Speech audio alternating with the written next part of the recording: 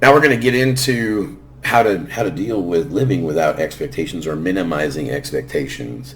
The first thing, obviously, is to start recognizing and being aware of expectations.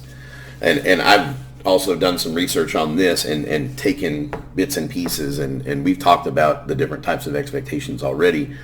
So now we can talk about certain things that we can put in place, and I do this in every topic because I want to give people tools, right? So if you've related to having expectations or struggling with expectations causing you disappointment or resentments or anger, and you don't know what to do about it, we've got some answers, Yes. right? And we've got some practice personally in practical application.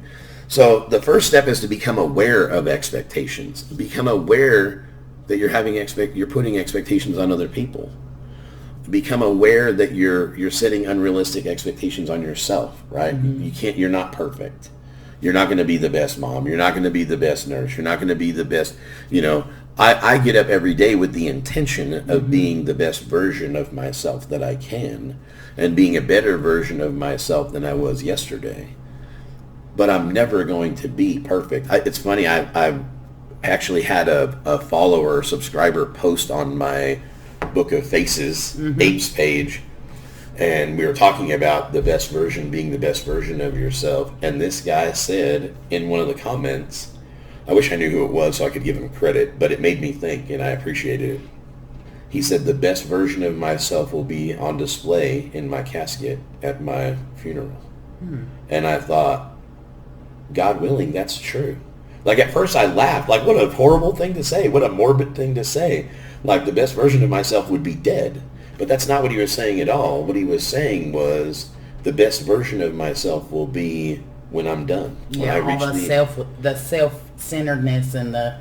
Well, it's when you've reached the end of your journey. Yeah. Right? Like you can't improve upon, like if you are on a journey of self-progression and growth, like I feel like I'm on a continuous journey that's not going to end. Every day. I'm not going to get to a place where I'm like, I'm done. This Yeah. is the best version of myself. Yeah. I'm going to be continuing to strive to be better, to be more humble, to be more spiritual, to be a better leader, to be a better example, to be a better teacher, to be a better light in the darkness, to be a better shepherd to those who are still lost. Like I'm going to strive to be those things until I die. Like that's how I feel right now. 20 years from now, I might not feel that way. I might be like, F everybody else. Yeah. It's too tiring trying to save the world. Right now, that's not how I feel. Right now, I feel like until I die, like I'm on a journey of self-progression. And so the best version of myself is going to be on my last day. Right? Because I'm not going to be able to improve from there. My story will be over. So I related, like I made the connection. What he was saying was, the best version of myself will be when I'm done. When I've got to the end of the road, I won't be able to improve from there. Depending on your spiritual beliefs or your religious beliefs, things do improve from there. Yeah. So, but what he was talking about is here on earth in this life. Number 2, stop wanting to be right. Oh yeah, that's hard. One of the biggest things that people, and myself included, fail to recognize when things get heated or emotions get high or flare up is wanting to be right. One of the things that I struggle with is just wanting to be understood. I don't even care if I'm right or if you think that I'm right. I just want you to know where I'm coming from. And, especially when it comes to personal relationships and relationships with friends, when a misunderstanding happens, I don't care who's right. At the end of the day, like it's not about, to me, if you're right or I'm wrong. It's about, do you understand where I'm coming from? Can you understand my point of view? And if you don't, or you don't care to, that's fine. You're probably going to have limited access to me because the types of relationships that I have want to have understanding and mutual respect. So stop wanting to be right. Stop insisting on being right. Stop putting so much energy into demanding others. It's exhausting. Definitely. And just to know that, like, at the end of the day, I don't have to agree with what you say, and you don't have to agree with what I say, but that's still how you feel. Right. And just validating how you feel. Right. Or if somebody pisses you off at that time, you don't have to react right then. Sometimes you can be like, hey, we're going to come back to this. Yeah. I'm going to process it. And that's something before I got in recovery, I was popping off at the mouth. Right. Because you're going to say something and I'm going to say something back. Right. Or I'm not going to say nothing. 3 months later, I'm going to word vomit on you. Right. So now we'll start stabbing you to death with words. Like, so now it's okay to be like, not reacting when stuff happens, and also like to know that like it's okay how you feel too. Right. And that's okay. I think that makes you. I think one of the most human things that you can do is say, you know what, I hear what you're saying. I just don't agree. And being okay with it. Yeah. Like being okay with the fact that I don't agree with you. You don't have to believe what I believe. I profess that in every episode. My beliefs do not require you to believe what I believe. My beliefs allow you to have an opinion. And for your opinion to be right in your world, because I'm not the center of your world. You know what I'm saying? And you're not the center of mine. Where people collide is when they want to be right all the time. Listen, part of the far left and the far right is a total lack of empathy, a total lack of allowing someone else to have their own beliefs. And, you know, what I see is people literally force-feeding and ramming their beliefs and their ideas and opinions down somebody else's throat. And then trying to make people feel guilty or wrong because they feel a certain way. Right. Like, we could have a whole topic. We could have a whole podcast just on that. So yeah, and listen, it comes back to expectations. Like, I can't expect you to change, and I can't expect to change your mind or your point of view. It comes back to that whole serenity prayer thing, right? Like, the things I cannot change are all of them. All of them. So I'm going to accept that and leave it right there. I can't change you, so I'm not going to try. And that's something you have to do. I have to do sometimes 10 or 11 times in a day. 100%. Oh, yeah. But, man, in my early recovery, I didn't even know what the serenity prayer meant. I just said it all the time. All in the my time, head. yes. So I would stop being angry. You know what I mean? It gives you like a sense of peace to know that, like, listen, I can't control anything. I would say it over and over. And in my mind, what I was thinking was, please don't let me snap this motherfucker's head back. Please don't. Please don't let me snap case. Please. You know, people don't understand. Like, you know, I joke, but I joke, but I tell the truth, and it's funny to me because it's true. Yes. And I was just having this conversation with somebody else actually that I say the things that other people are thinking. Yes. And don't have the balls to say. Same. And people laugh or they're shocked, but they laugh. Yeah. Because they were thinking it too. Yeah. And it happens at work all the time where I'll say something and people will be like, oh my God, I can't believe you said that. And I'm like, but you were thinking it. And they'll laugh because it's true, right? Yeah. Like, that's why shit is funny. 90% of the time, humor and comedy is funny because it's the truth.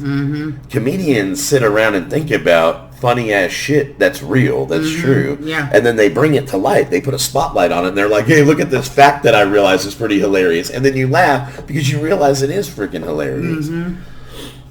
So stop trying to change people. Stop trying to stop letting your expectations steal your joy. Yes. Right? Let other people think and believe what they want. If it's not literally affecting your paycheck or your ability to pay your bills or feed your kids, who cares? Right? It's the way I see it anyway. Yes. Same.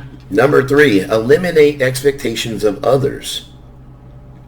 And here's how, right? Like, I'm going to give you some specifics. How do we eliminate our expectations of others? Well, number 1, people are going to agree to do things for you that they just cannot do, right? Like, I'm going to meet you at the gym at 5 o'clock in the morning every day. I had this experience. A guy that I sponsor, I love him to death. I love him like a brother. He's one of my favorite men on the planet. But we had an agreement to meet at the gym because he worked and I worked, and the only way that it didn't affect our social lives or our personal lives, because he was married with kids, was to meet at the gym at the crack of dawn. Well, I don't like getting up at the crack of dawn. I hate it. But I got my ass up and got to the gym. Well, he would show up late, like 30 minutes late, and be like in a good mood. Like, what's up, man? Good to see you. And I'll be furious. Furious. Wanting to choke this man. Because it's not only have I been there 30 minutes waiting, it's cutting into my morning, and I felt disrespected. Yes. I felt like my time didn't matter. And it wasn't intentional. He's got a wife and kids. I just got done saying that. I don't have a wife and kids. So I only have to worry about getting my ass up and dressed into the gym. He has to make sure that his wife got what she needs, that he's not leaving her stranded, and that, the morning's going before he leaves the house. Maybe we should have set the time at a later time. He also lived in Mount Pleasant. I live 2 miles from the gym, so I only have to drive 10 minutes. He has to drive 25. So there were factors at play, right? But he made a commitment that he couldn't keep.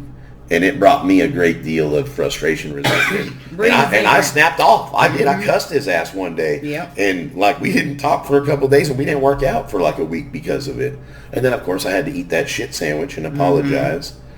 So yeah, people are going to make commitments and promises to you that they just cannot keep. They're just not capable. They want to. They have the intention of doing it. It's just not possible because of extenuating circumstances. Number 2, understand that life happens to everybody, right? Like we were talking about the dinner plans thing. Like you have children. Like if something comes up, one of your kids gets hurt, you got to go to the emergency room. Our plans are going to get changed. I have to accept the fact that life happens for you too. It doesn't just happen to me. And there's going to be times where life happens to me and I let somebody else down, right? Where I tell somebody I'm going to help them move and I get sick. Or I tell somebody I'm going to help them move and I have to work. Things happen. Things change. And, we have to give people grace. Yes. And we have to be merciful with our judgment. I think a lot of times where I fall short is I judge people and I don't think about the fact that I have no idea what they're going through. I have no idea what's on their plate. I have no idea what they're struggling with emotionally, financially, and I'm passing judgments based on, a minuscule factor of behavior, and I have no idea what's going on. Like, it may have taken everything in their being to get up and get dressed and go to work that day because they're struggling with depression. But I'm going to beat them the hell up because they weren't there exactly at 8 o'clock. You're going to show up at 8:11 and be like, sorry. Well, maybe 8:11 was the best that they could do. And I have a friend that doesn't like when people say that I did my best or it was the best that they could do. And I feel like, we have to give people grace and accept that sometimes my best isn't somebody else's best. Somebody else's expectation of what best is, right? So we have to give people grace. A big one, this is one that you talked about, right? We were talking about topics, and I was pushing for another topic initially, and you just were scared to death and uncomfortable talking about that topic. And another thing that causes expectations of others to not be met is they're afraid to say no. So they'll commit to something with you, and because they don't want to hurt your feelings, they don't want to let you down, they don't want to disappoint you. For me, I was a big people pleaser. Oh yeah. When I first got sober, when I first got clean, especially, I felt like I had been doing so wrong and I had been hurting people for so long and I had been living wrong for so long that when I got out of that darkness, I felt like I had to do everything that I could that people asked me to because I owed this debt. And it took me getting to a place of being in pain or uncomfortable because I was being so self-sacrificing that I wasn't getting enough sleep. I wasn't at the house enough. My house was in shambles. My dog wasn't getting taken out as much. My life suffered, right? And I had to start setting boundaries with people and saying no. And I had to learn. Literally had to learn to say no to people because I was so afraid of letting them down or having them think bad of me because I said no. It's very hard. Yep. But no is a complete sentence. Absolutely but right. That's hard to do. It's hard to say no. For me, I feel like I don't, like you said, I don't want to let people down. And then I feel an obligation to help people and give of myself. A love language of mine is giving of myself. Like I ain't got no money, but I'll do whatever for you. But I also have to like take care of myself and like be a little selfish in my needs. And that's something that it's hard to do. Definitely. It's hard to do. Definitely. Well, and so and listen, we learn from doing. I learn from doing, and sometimes I learn from doing wrong, and sometimes I learn from doing right. At work, a good example is at work. I didn't say no to anything that a couple of my managers that I really respected and looked up to, anytime they asked me to do something, can you do this? I did it to the best of my ability. Can you stay? I would stay. Can you go over to this department that's not even your department and help? Can you throw hands here? Can you break down these boxes? Can you take this? Whatever it was, I just threw in. And there was one time I remember after being there for a couple of years, there was one time where one of those managers came to me and said, hey, we're really short-handed in lumber. Can you stay? I'll give you overtime. And I was like, you know what, man, I got other stuff going on and I'm tired and I've been here since 6 o'clock this morning and no, I just can't. And he tried to guilt me. And he was like, oh, really, dude? Really? You can't? And I was like, oh, no, sir. You don't get to guilt me. When have I ever told you no? And he stopped and he was like, never. I said, right. So I'm telling you that I can't tonight. I'm sorry that the answer is no, but that is the answer, and I'm comfortable with it. I was 2 years sober, or more, 2.5 years sober, before I was able to say that to another man and look him in the face and feel like it was okay.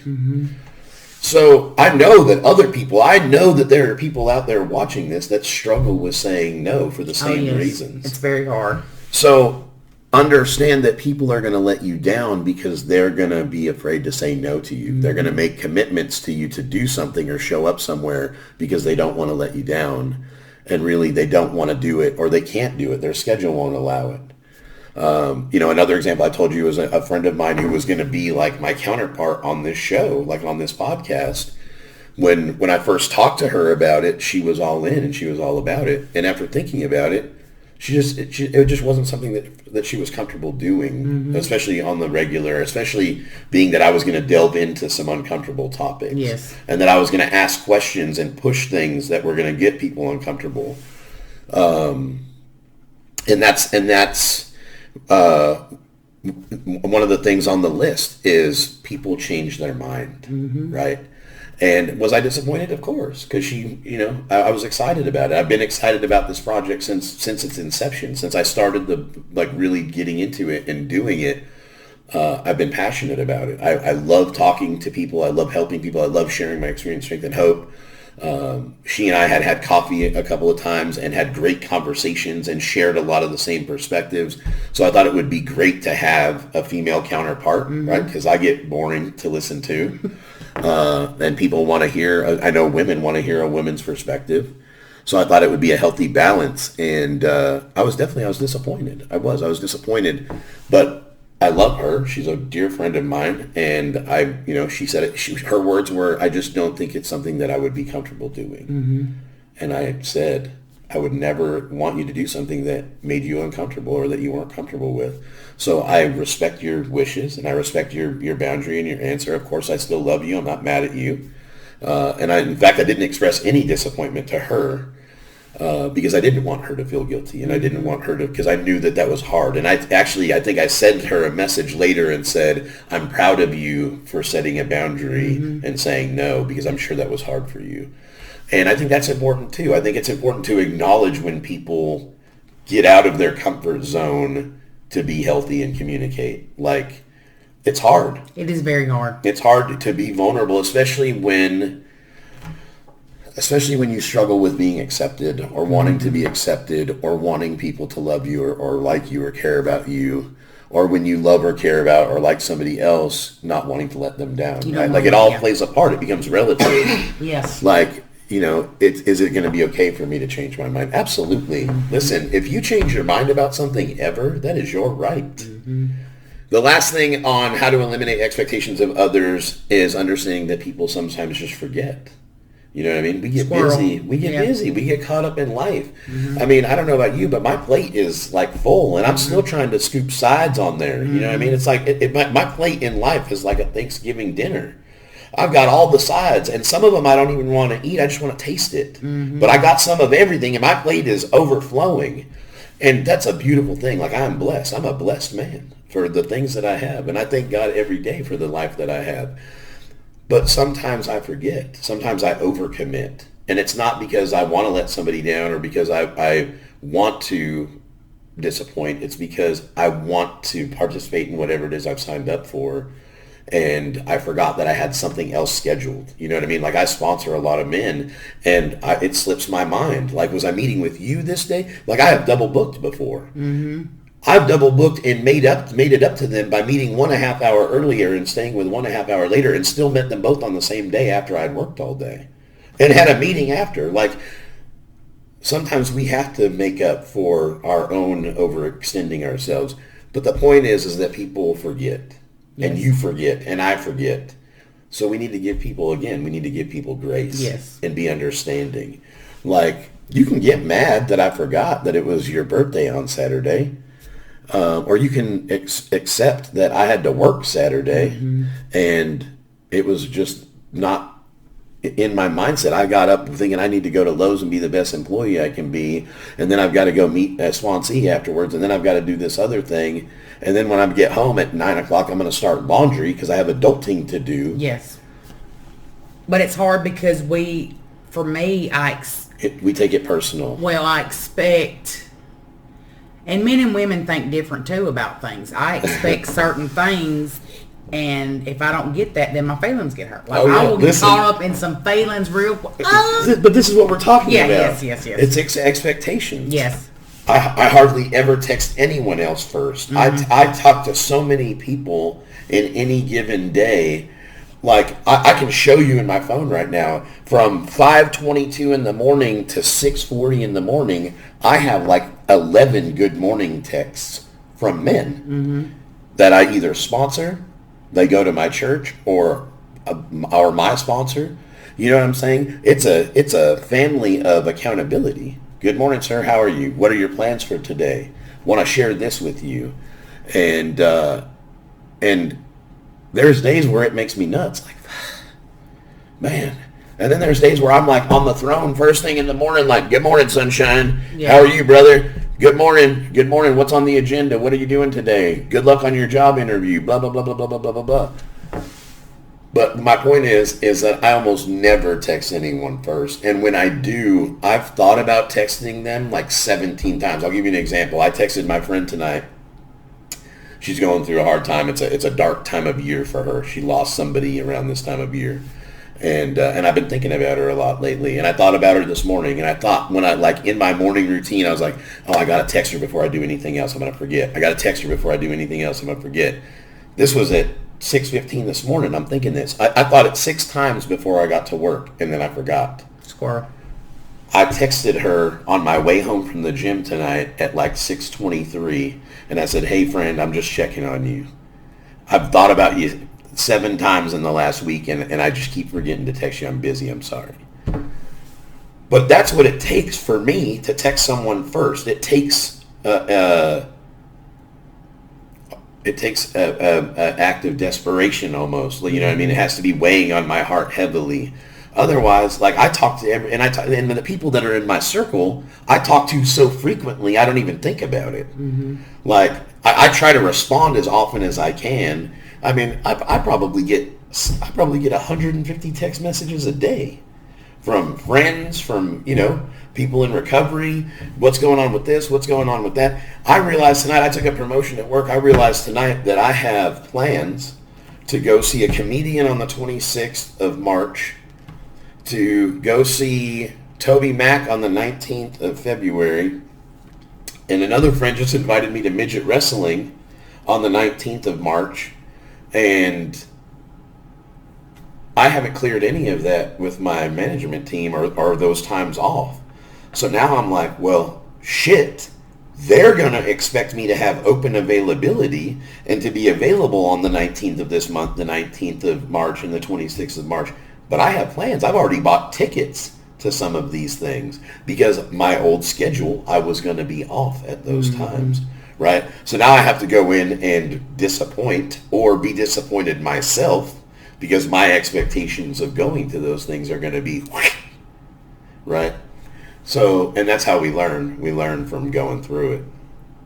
I think that, oh no, we're moving on. So people change their mind. Number 4 on the list of living without expectations is don't compare yourself to others, right? That's hard to do too sometimes. Definitely, especially when, it comes to... You feel like you're, like, I'm at a certain age and this should be this, and this. And that's probably the most common. Yeah, and well, let's just factor in the fact that, I'm an addict, so I'm starting all over again almost. But I'm grateful today that everything happened the way it did because it made me who I am. And I would never thought 2 years ago I'd be like growing and learning who I'm supposed to be. And it's amazing. And loving that person. Yeah. That's the real Working miracle. on that. Yeah. The real miracle is, for me, the real miracle has been, I've been striving to become the man that I was always meant to be. Mm-hmm.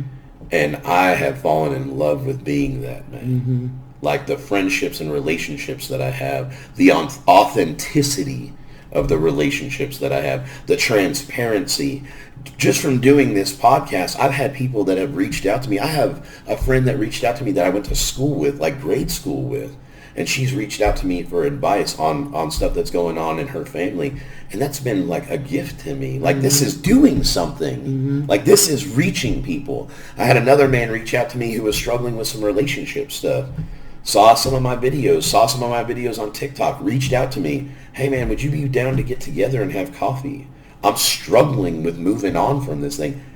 Like, absolutely. Like, this is why I'm doing this. Mm-hmm. Because I want to be useful and I want to help people. So the fact that even this early on is reaching people, and I'm getting an opportunity mm-hmm. to have purpose and to fulfill my purpose. And God's given me the ability to listen to people and be empathetic and to share my experience, strength, and hope and suggestions and advice. What a gift that is. Oh, yeah. And if you would have told me 6 years ago that this is something that I would be not only capable of doing and being consistent at it, but loving every second of it, loving this interaction, right? Like, there's a comedian that I love named A.P.E.S. Spears. Great comedian, does great impersonations. He's just a hilarious comedian. But one of the things that I heard him say in a showcase or a special, like I think it was the Shaquille O'Neal Def Comedy Jam or something, he said, why deny yourself the best possible human experience? Getting caught up in some dumb shit. Being caught up in things that don't matter at the end of the day. Why waste energy and time?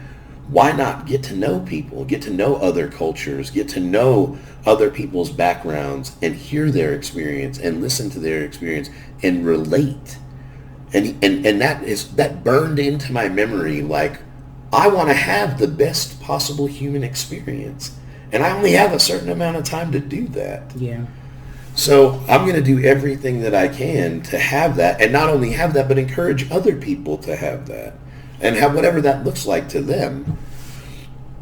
So don't compare yourself to others. Don't compare yourself to other moms. Don't compare yourself to other nurses.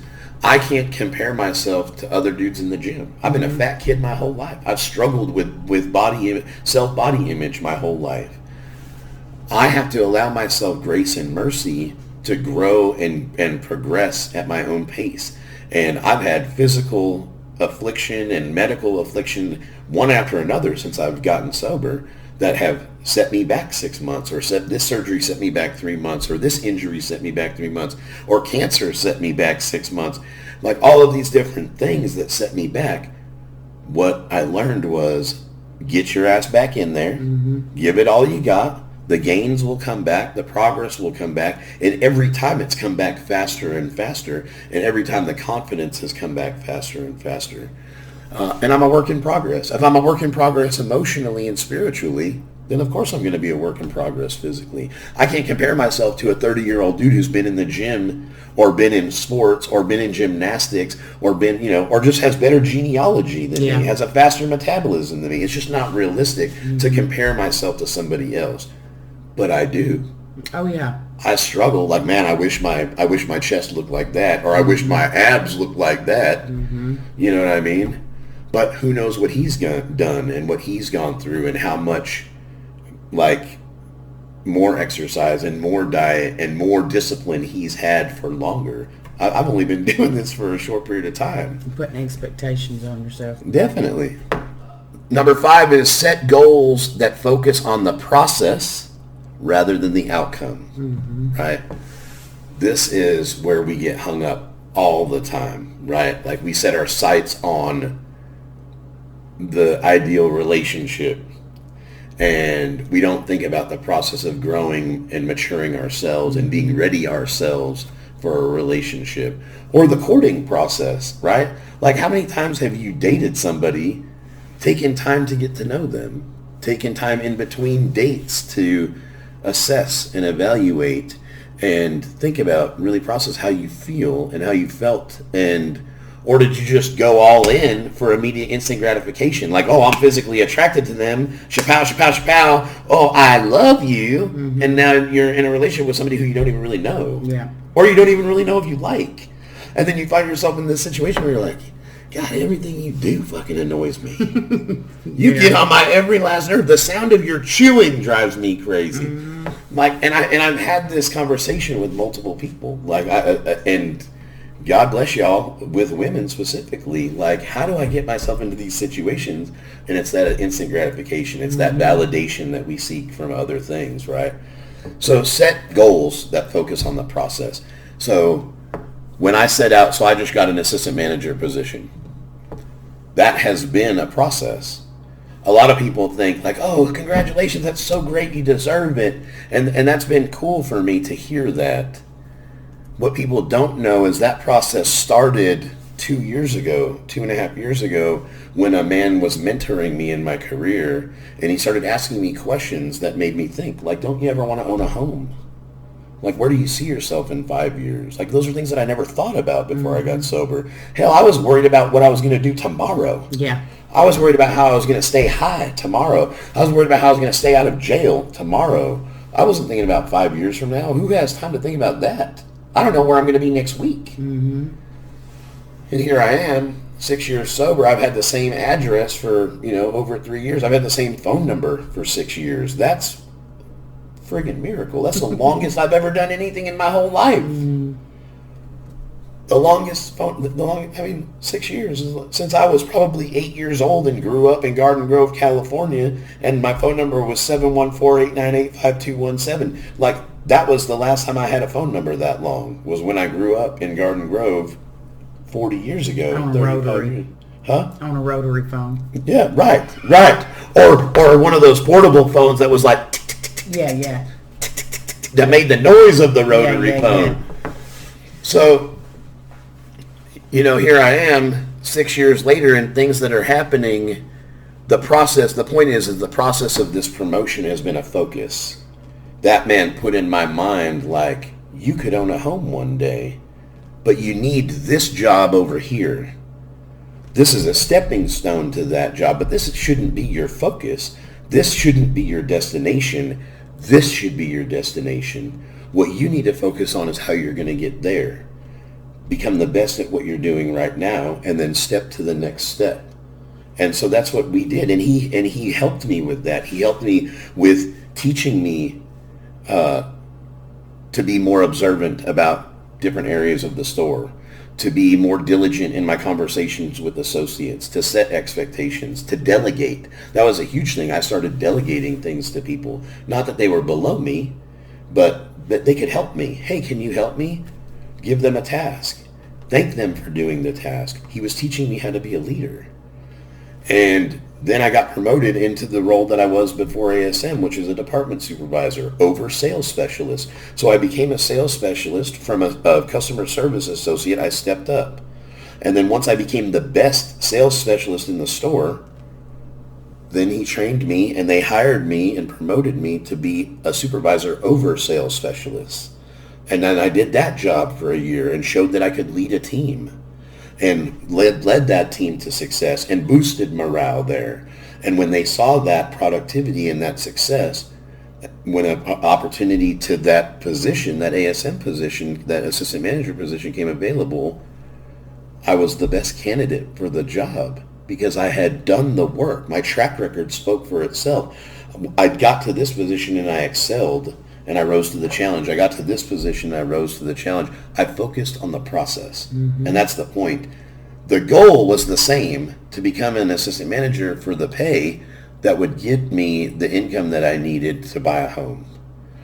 And during that time, I also worked on rebuilding my credit. That was a process. And it was baby steps. We talked about that before we started recording. I know you're getting tired. I'm going to get us there. It's okay. So set goals that focus on the process. Don't worry about the outcome. Don't set expectations on the outcome. I interviewed for that job and I prayed every day. Just let me be okay with whatever happens. I tried, it took everything in my power to not expect to get that job, to not expect people to recognize that I deserved that job. I prayed for God to help me to be okay if I didn't get the job. I'm already crushing it in the position I'm in. I said that. I'm already leading a team. I've already boosted morale. And when I got ready to interview, I said that, look, if I don't get the job, I'll just keep crushing it where I'm at.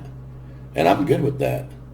I'm already successful. That doesn't mean that I'm not successful if I don't get it. It just means that you think I'm not ready. The next thing is be open to changes. Number 6 on the list of living without expectations, be open to changes. Don't fixate on the outcomes. It's not about the perfect plan. It's not about being perfect.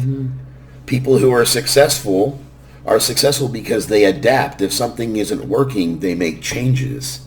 They don't get upset that their expectations aren't being met. They don't get upset that they have hit a roadblock or a failure. They make changes and overcome that failure or that roadblock. Number 7, allow others to manage their expectations of you. Don't try to control what people think of you. That's a tough one. Yes. Because we want people to see us as a good leader or a good mother or a good worker. I have a coworker that is a great worker, but he is so defensive anytime somebody says something about the way he's done something. Like he flies off the handle, like somebody stuck him in the back with a dagger. Like, oh, I can't believe it. I can't believe it. I'm a good employee. He is a good employee. What makes him a hard employee to deal with, or a rough associate to work with, is he's unreasonable because of his own expectations of other people. He expects other people not to criticize him. He expects other people not to coach him. And you have to be willing to be taught. Yes.